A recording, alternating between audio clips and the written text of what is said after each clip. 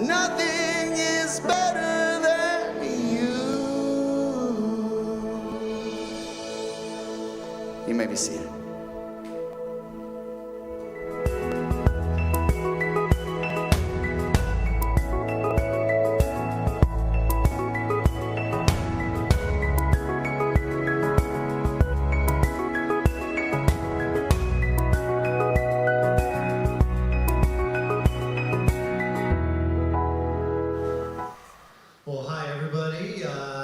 Justin is out trying to catch an animal with a sharp stick and a string bow on a mountain somewhere. So, I don't know. Can you tell I don't hunt? So, no, we're excited for Justin to get some time away, and this is an important season for him, and so we're glad that he's able to get up on the mountain and get to do this. But so today we have a special guest speaker with us, John Whitaker. Welcome, John Whitaker, as he comes on up.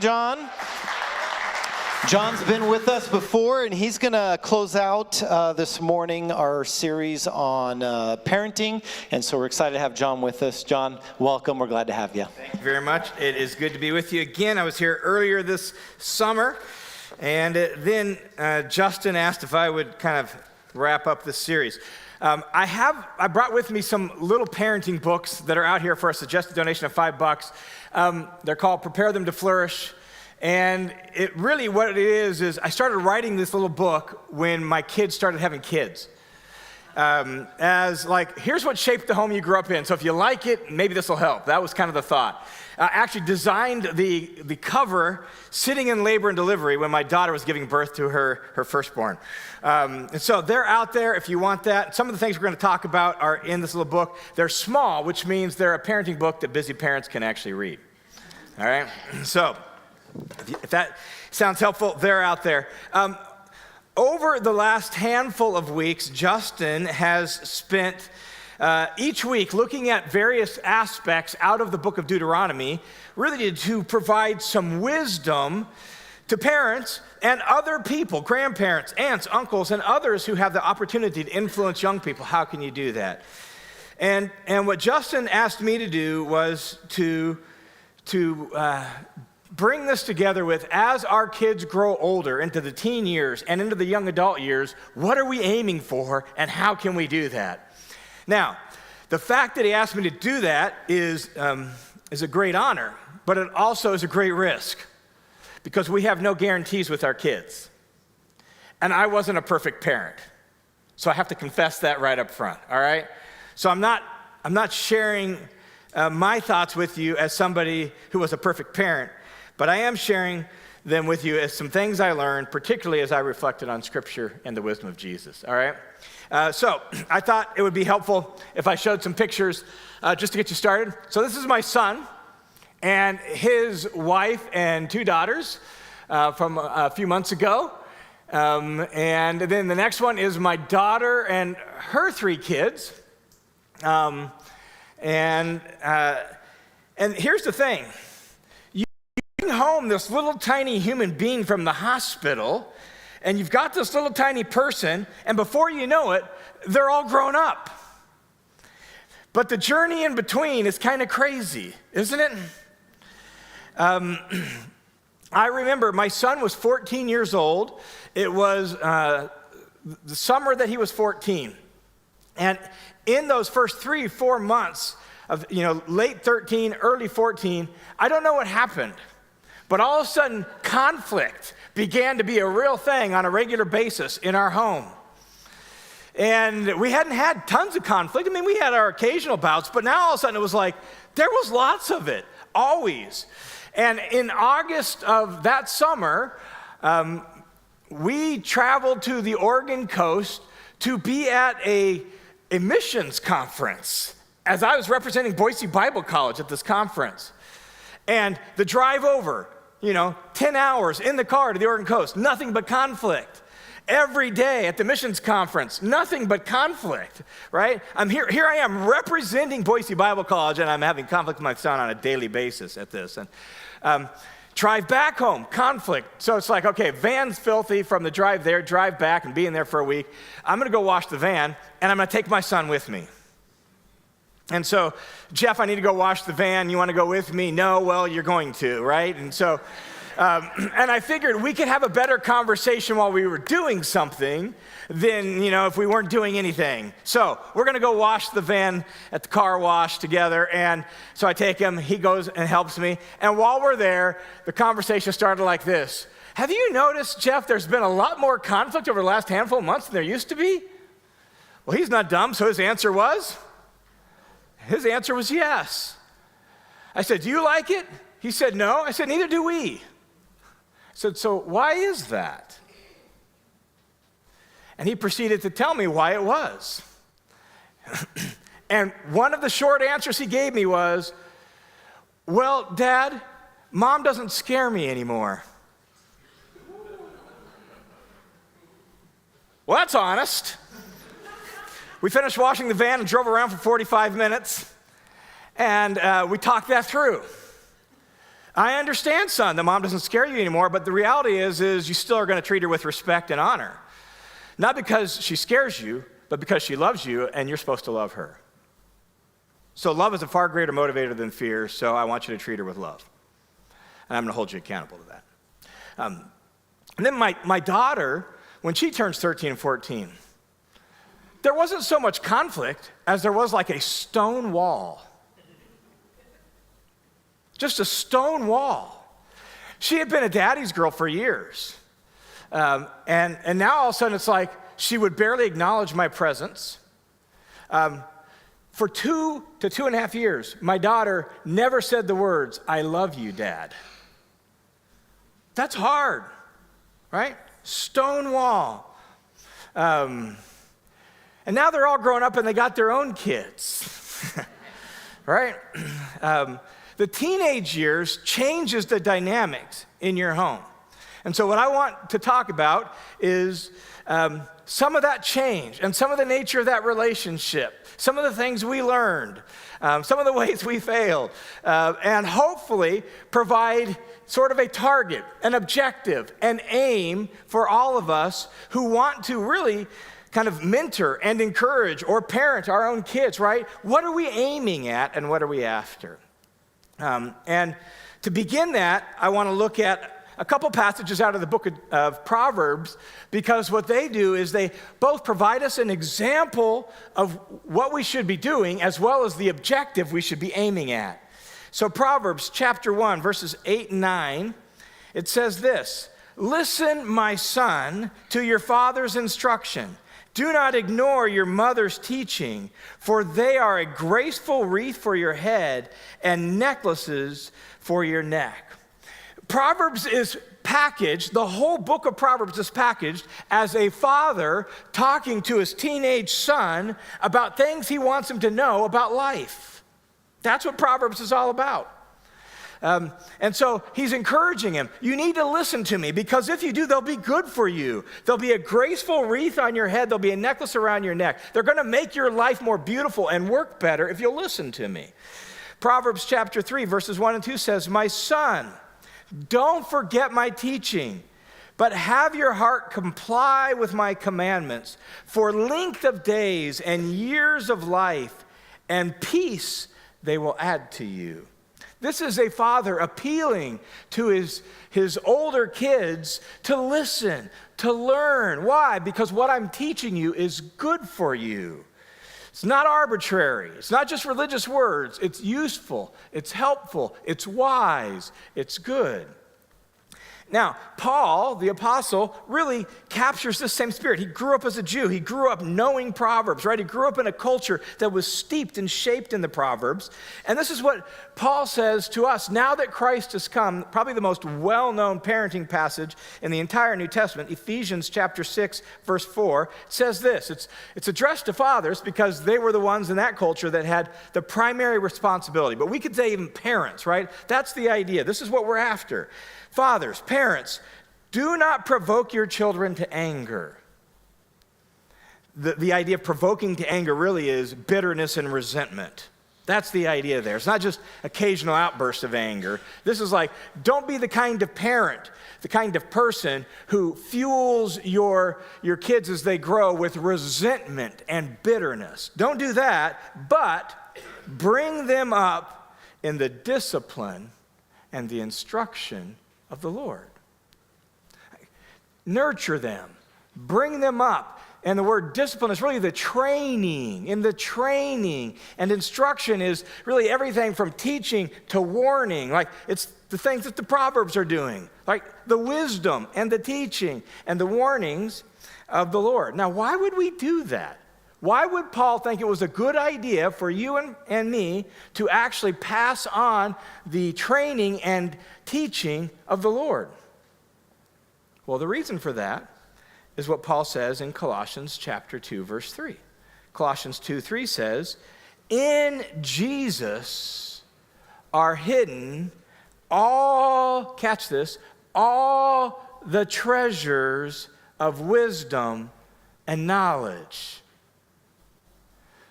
Do you hear what he's saying? Like, Jesus is the treasure chest of everything that's wise and knowledgeable about life. It's not arbitrary. Like, Jesus is the most knowledgeable person about what human life is supposed to be like and how it's supposed to function. So why would you want to pass on the teaching and training of the Lord to your kids? Not because you just want them to be a good Christian, not because you just think church is nice, but because you believe Jesus is the smartest person in any room about life and how life is meant to work. And if you believe that, you're going to want to share his wisdom with your kids, right? That's what Paul believed. And if we're disciples of Jesus, that's what we believe. We believe that Jesus knows more than anyone else. He's the smartest person in any room we walk into. He's the treasure chest of wisdom and knowledge. And so it's like, son, daughter, I want you to know the wisdom that Jesus has for your life because it's good for you. It'll make your life work better. It'll be a graceful wreath on your head. It'll be a necklace around your neck, right? It'll bring peace and shalom and harmony to your life. That's what I want for you. And so our ultimate aim, our ultimate objective as parents is not to make good church kids. Our ultimate aim as parents, our ultimate objective isn't for our kids to get a good education, go to school, so they can get a college degree and get a good job and be a success. That's not our aim. Our ultimate aim for our kids isn't even, and sometimes in church world we think this, is to get them saved. Our ultimate aim for our kids is for them to learn and live the wisdom of Jesus. That's our ultimate aim. We want to help our kids learn and live the wisdom of Jesus. And that requires way more than just controlling their behavior. And sometimes what happens in those teenage years is we're still trying to control all their behavior. And we forgot that our objective is bigger and grander and deeper than that. We want them to love and embody the very wisdom of Jesus himself. And that changes, really, I think, the trajectory of what we're after, especially as they move into the teenage years.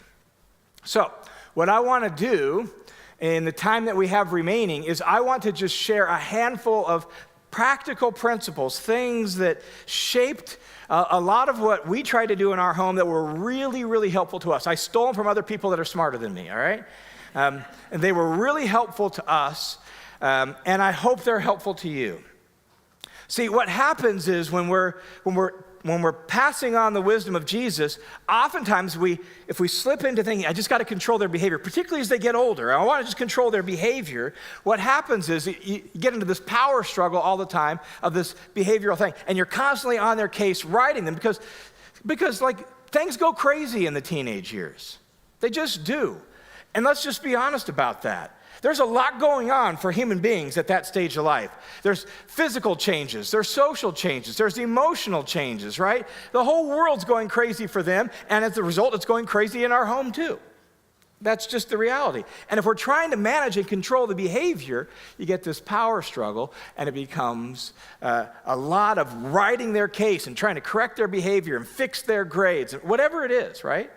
But correction is only a small piece of the equation. And so this pyramid was really helpful to us. Correction is only a very small part of what we have to do as parents. It's not our primary objective. And your ability to correct your kids effectively really depends on how effectively you've taught them. So your ability to correct depends on what underlies it, and what underlies it is teaching. If you haven't taught your kids how to do something, it's not really fair and just to hold them accountable for it, to correct them for it. And that creates resentment, and we're not supposed to do that. Right? So we want to teach, we want to train, we want to model, we want to mentor, we want to coach, we want to show, more than just always correct. But your ability to teach them effectively is directly dependent on your relationship with them. Because every kid is different. For example, if my daughter got a 0 on an assignment in school, I could assume that was because she didn't do the assignment. If my son got a 0 on an assignment in school, I could assume it was because he lost his assignment. Two totally different temperaments. Ashley doesn't lose things. Jeffrey's locker looked like a bomb or a hurricane went off in it, right? It was just crazy. And so I'm going to teach my daughter one thing, and I'm going to teach my son something else. Two totally different sets of needs, but I have to know the kid to know that, to be able to have the conversation with that. And so, and not only that, for them to respond effectively to your teaching, they got to trust you, which means that's a relational issue, right? So your ability to teach them effectively depends on your relationship with them. Now, the next two, I'm going to hit real quick because that's not the focus of the series. But if there's tension and chaos between the parents, it's going to be harder for there to be effective relationship building in the home, which is going to mess up everything else up the way of the pyramid. So the parental relationship is really important between husband and wife. And then all that depends on the kind of person you are, your character, your way of being. Because we give who we are. Particularly when we live in close proximity with other people. We give who we are. The kind of person we are is going to shape the entire climate of our home, which is going to shape the relationship we have, which is going to shape the kind of persons we form in our home. So our own character is terribly important. Now, as our kids move into those teenage and early adult years, go back to the pyramid. We'll come back to this one in a second. As they move into that, this parent-child relationship, we got to prioritize the relationship with our kids as they move into the teen years and young adult years. It's not that we don't do correction. It's not that we don't do teaching. It's a great time to do teaching, and there's still going to be some correction needed. But we got to turn the dial up on the relational investment. We have to. Why? Because there's so much chaos going on. We got to work really hard to maintain that relationship with our kids in the teenage years. And so we have to prioritize that. We have to make sure we're spending time, we're listening. They're trying to figure out things about who they are. They're individuating, right? Getting to know themselves. We want to get to know them too as they're doing that. So we're going to turn up the volume on the relational investment during those teenage years and those young adult years. Now we can go to the next one. Now, one of the things is telling you, Justin put up this graphic 2 weeks ago in this series. And this is just a real practical reality that we just have to come to terms with, all right? Whether we like it or not, this is just the reality. When our kids are born, we have a high degree of control over their life, right? They go everywhere we go. They wear what we put on them, right? They eat what we feed them. We just control their whole life when they're born in those first few years. But from the moment they're born, our control is going down. It just is. We begin, and it's not a bad thing, because from the moment they're born, we're supposed to be preparing them to leave. From the moment our kids are born, our job is to prepare them to leave. And God gave us a good amount of years to do that. Human offspring live with their parents longer than any other offspring in the animal kingdom. God gave us a good amount of time to do that. And so we just have to respect that. And hopefully, at the same time our control is going down, our influence is going up. And somewhere along about 12, 13 years old, right in that middle there, control is in steep decline. Steep decline. And they're letting us know that. But if we've been prudent and wise, hopefully our influence is rising and continues to rise into the young adult years. Because if it rises into the young adult years, we get to be a person of influence in these human beings' life that God entrusted to us. Justin wanted me to share this story, so I'm sharing this with you because of that. About 2.5 years ago, 3 years ago, my daughter, she had a newborn and a 2-year-old. You moms know that when you got like 2-year-old newborns at home, life is crazy for you, right? She can't hardly find any time for herself and all that. So she says to me, Dad, I need to figure out a way to get back to reading my Bible and praying on a regular basis. I said, well, the key to that, Ashley, is time, place, and plan.